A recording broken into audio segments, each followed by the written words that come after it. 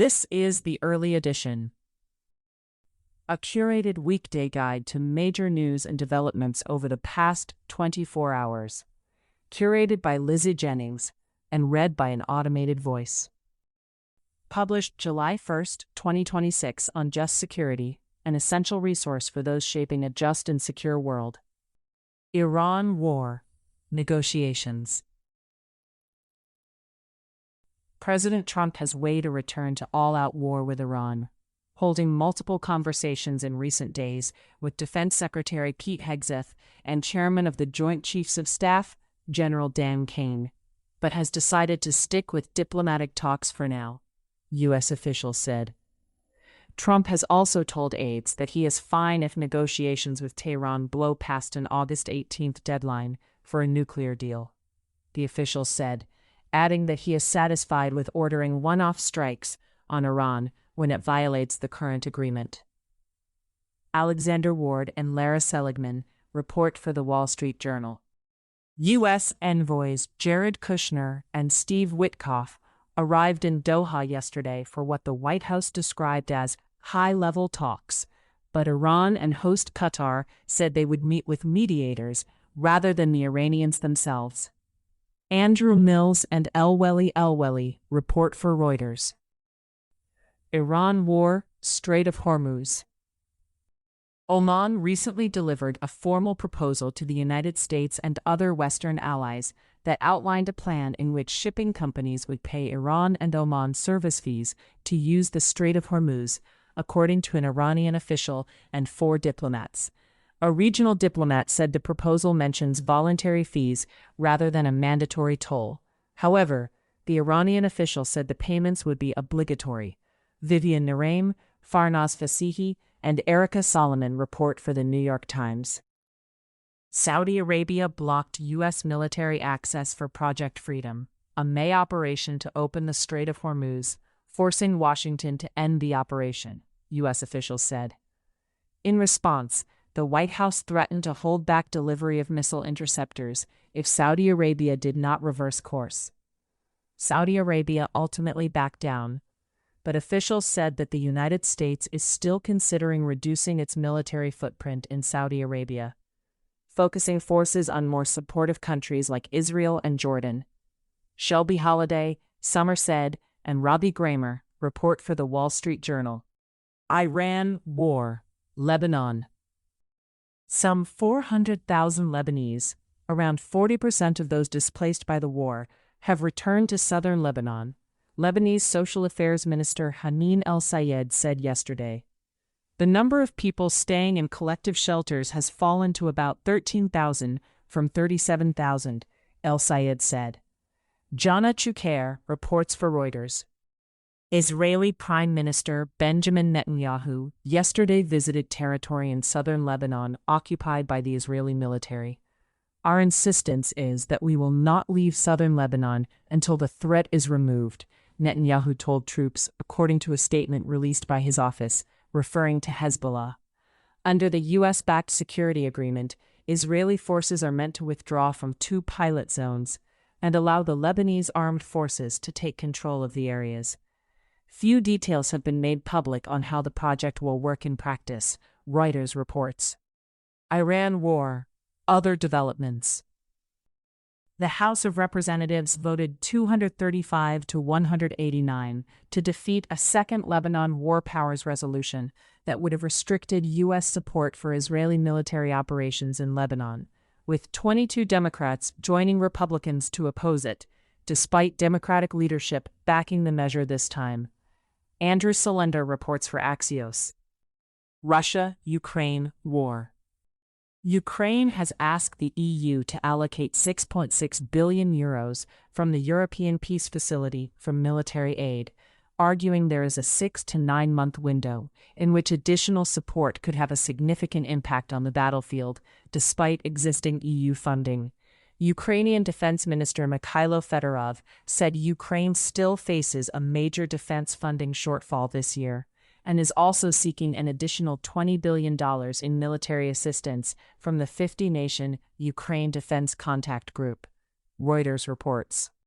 Polish special services are preparing for possible Russian sabotage operations aimed at inflaming tensions between Poles and Ukrainians, Tomasz Siemianowicz, minister in charge of special services, said today. More broadly, Siemianowicz said Western intelligence agencies are concerned about the risk of Russian hybrid or even kinetic attacks against Poland and the Baltic states. Reuters reports. Venezuela quake.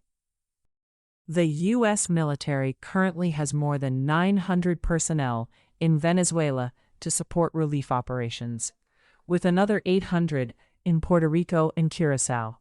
General Francis Donovan, the commander of U.S. Southern Command, told Reuters.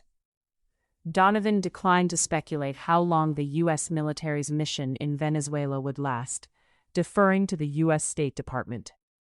But he said the U.S. military was not preparing for any enduring mission on the ground, with the troops only sent in to aid relief efforts. Other global developments. Thousands of demonstrators gathered yesterday in parts of South Africa to rally against illegal immigration. The demonstrations come after some protest groups set their own June 30th deadline for the departure of all migrants who are in the country illegally. While South Africa's government has rejected the deadline, thousands of migrants, primarily from neighboring Zimbabwe and Malawi, gathered at their embassies and consulates to request transport back to their countries. Michel Gumede and Mogomotsi Magome report for AP News. UN Secretary-General Antonio Guterres yesterday urged countries to cover a $100 million gap in funding for the UN Palestinian Refugee Agency, UNRWA, saying the body was nearing a breaking point after deep cost-cutting and austerity measures. Andrea Shalal reports for Reuters.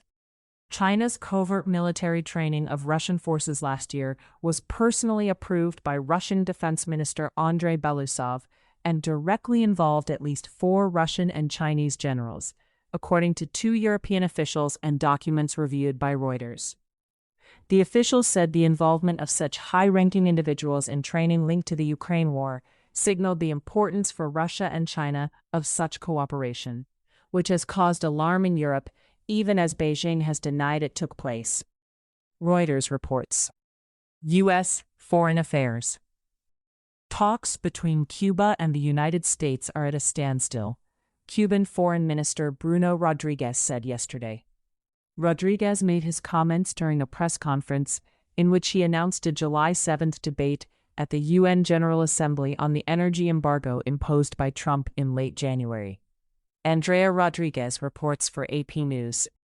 5 plaintiffs have filed a lawsuit in a U.S. federal court accusing former President Nicolas Maduro of authorizing extrajudicial killings carried out by elite police forces in Venezuela between 2017 and 2020, seeking accountability under the Torture Victim Protection Act. The case, brought while Maduro is in U.S. custody, alleges he oversaw a campaign in which security forces killed at least 1,300 people. Francis Robles reports for the New York Times. Vice President J.D. Vance said yesterday that he disagreed with the Vatican's views on immigration, describing them as troubling. Vance's remarks followed repeated comments from Pope Leo XIV in recent months expressing disapproval of Trump's immigration crackdown. Kanishka Singh reports for Reuters. Tech developments. Google's electricity, water use, and greenhouse gas emissions all climbed to record levels last year as the company raced to build more AI infrastructure, according to its environmental report released yesterday. Amy Harder reports for Axios. The Trump administration removed export restrictions on Anthropic's Fable 5 and Mythos 5 AI models last night. Anthropic said in a blog post that it would restore access to Fable on Wednesday to users globally on several of its platforms, adding, "We're also strengthening our level of collaboration with the U.S. government on new pre-release testing, information sharing, and research collaboration." Sophia Kai, Cheyenne Hazlitt, Brendan Bordelon, and John Hewitt-Jones report for Politico. U.S. Supreme Court. The Supreme Court yesterday upheld two state laws barring the participation of transgender female athletes in girls' and women's sports teams.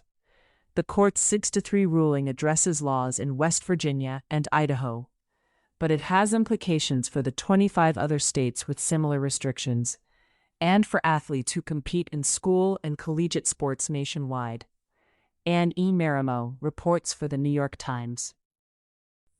The Supreme Court yesterday struck down federal limits on how much political parties may spend in coordination with candidates.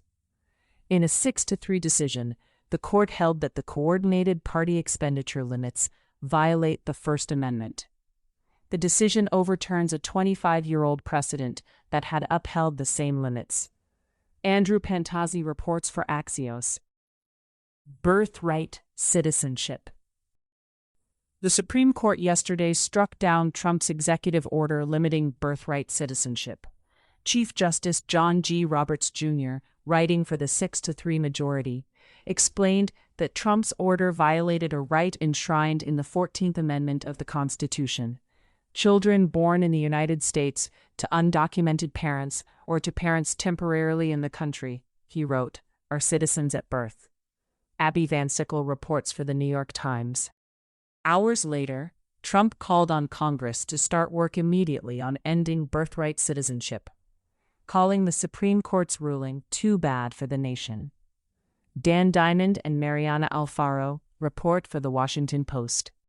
Also following the ruling, the Justice Department directed federal prosecutors to prioritize investigations of the so-called birth tourism scheme. A senior DOJ official told employees in a memo that people who come to the United States under false pretenses to give birth and secure citizenship for their child could be criminally charged under laws barring visa fraud, money laundering, identity theft, and wire fraud. Andrew Goudsward reports for Reuters. U.S. Domestic Developments. CIA Director John Ratcliffe yesterday announced that the agency was reorganizing to use technology more aggressively, adding that it will take smart risks, even as it prioritizes human decision-making and oversight of AI. Julian E. Barnes reports for the New York Times. The House of Representatives is heading into its July 4th recess early after a Republican internal revolt blocked a key procedural vote tied to Trump's elections bill, stalling that measure, a defense package, and other legislation until lawmakers return in mid-July. Daryl Dillard and Mariana Alfaro report for The Washington Post. Trump administration actions. A White House task force has been collecting thousands of pages of intelligence and law enforcement documents, mainly related to the 2020 election, with plans to declassify some material that could be used to support Trump's claims about election irregularities and fraud, according to multiple sources. Catherine Doyle, Courtney Cube, Ryan J. Riley, and Dan DeLuce report for NBC News. Trump has pulled in at least $2 billion since returning to the White House, including about $1.4 billion from his family's cryptocurrency businesses, a mandatory financial disclosure for 2025 shows. Ben Protes, Andrea Fuller, Eric Lichten, and David Yaffe-Bellany report for the New York Times. Trump administration litigation. The 10th Circuit Court of Appeals yesterday became the fourth federal appeals court to reject ICE's policy of mandatory detention for people targeted for deportation. Kyle Cheney reports for Politico. A federal judge yesterday issued a preliminary injunction blocking the Defense Department from requiring journalists to be accompanied by an official escort in the Pentagon. The judge said that by singling out journalists, the escort policy undercut the basic assumption of our political system that the press will often serve as an important restraint on government. Gregory Svirnovsky reports for Politico. Two federal courts struck down a Trump administration rule that would have allowed the Education Department to disqualify employers from participating in a student loan forgiveness program for public servants.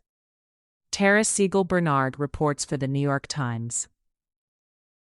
More than 24 states filed a lawsuit against the Trump administration this week over a regulation on new Medicaid work requirements, arguing that the guidelines will result in many sick and poor Americans losing coverage.